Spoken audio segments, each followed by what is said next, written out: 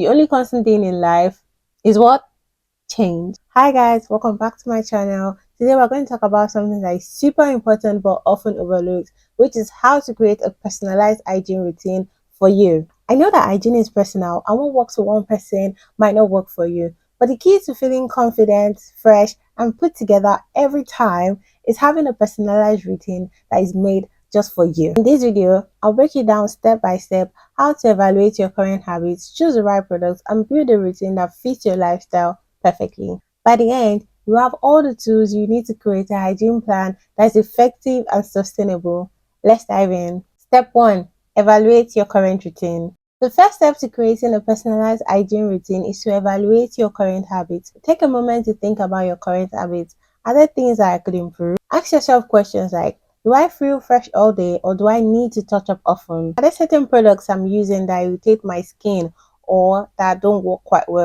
Do I have specific needs like dealing with sensitive skin, managing body odor, or staying fresh during workouts? Be honest, but also kind to yourself. This is more about finding solutions and not being overly critical. Step 2. Identify your essentials. Next, let's talk about the non-negotiables, and these are the basics that every hygiene routine should cover. At the very least, your hygiene routine should include oral hygiene, brushing and flossing at least twice a day, skincare, washing your face and body regularly with a gentle cleanser, hair care, shampooing and conditioning based on your hair type and needs, deodorant or antiperspirant to keep you smelling fresh throughout the day. Intimate hygiene, now this keeps things clean and balanced without overwashing. Once you have these basics in place, you can start layering in additional steps based on your preference and your lifestyle. Step 3. Choose products that work for you. The fact that you see an influencer using or recommending a product does not mean that it's going to work for you. Trust me, I've been a victim of this many times.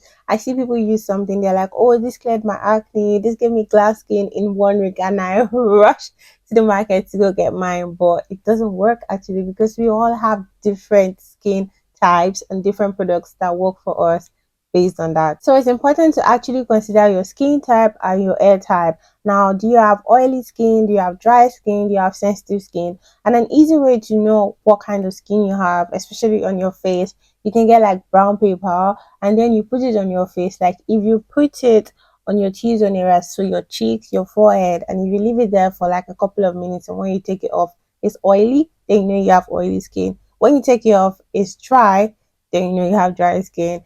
And some people have like combination where just the T-zone areas are oily but the rest of the skin is dry. And sensitive skin, you just know this when you try to use acids like the AHA and the BHA. Maybe you just put it on for a couple of minutes and it has to burn. Like you cannot just use products anyhow. I have sensitive skin, so I can relate. And like even products that work for other people really tend to burn your skin, then you have sensitive skin. It's also important to note what your preference is. Now, do you prefer fragrance-free products or lightly scented products? When shopping for products, don't be afraid to experiment, but also take a careful look at the ingredients. For example, if you have sensitive skin, when you're looking at a product, check that the product is hypoallergenic or fragrance-free, as this will actually help you to react less to the product. Now, if you have body odor, for instance, a strong acting deodorant would work better than a natural deodorant. And for your face, always opt for a cleanser and a moisturizer that matches your skin type. These products clearly state what skin type they are meant for, so just follow that and don't shop based on another person's preference. The pro tip is to stick to products that you like, stick to products that make you feel good. Like, don't overcomplicate it. Don't go around looking for niacinamide and AHA and BHA and azelaic acid. Don't overcomplicate it. Like, it's a process. You're building what is going to work for you, not what works for others. Step 4. Build a routine that fits your lifestyle. Now that you have your basic products, it's time to create a routine that fits your lifestyle. I'm going to give you a simple framework that works for everybody. Now, for a morning routine, so you're going to start with a shower, your oral care, and your skincare basics. Now, note that I said skincare basics, so this includes your cleanser, which is based on your skin type, moisturizer, which is also based on your skin type, and sunscreen. Now, going with a deodorant and a perfume. Not that I said perfume, not perfumes. It's okay to have one perfume. You don't need to have loads to smell nice. the key is consistency. Time for the evening routine. So this is your time to unwind. So if you wear makeup, make sure that you're double cleansing.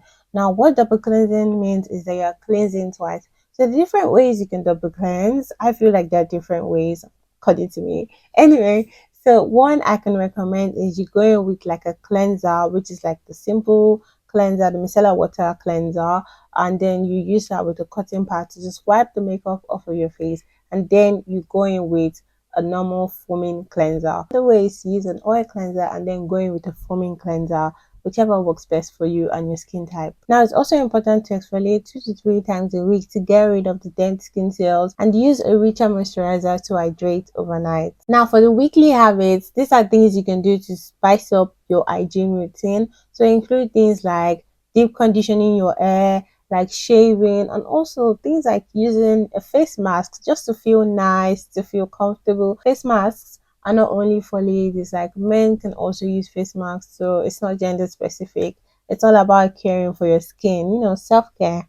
Now, the key in all of this is to make sure that you're doing something that you can be consistent with. So if you have a busy schedule, just stick to the basics that I mentioned already, the morning routine, the evening routine.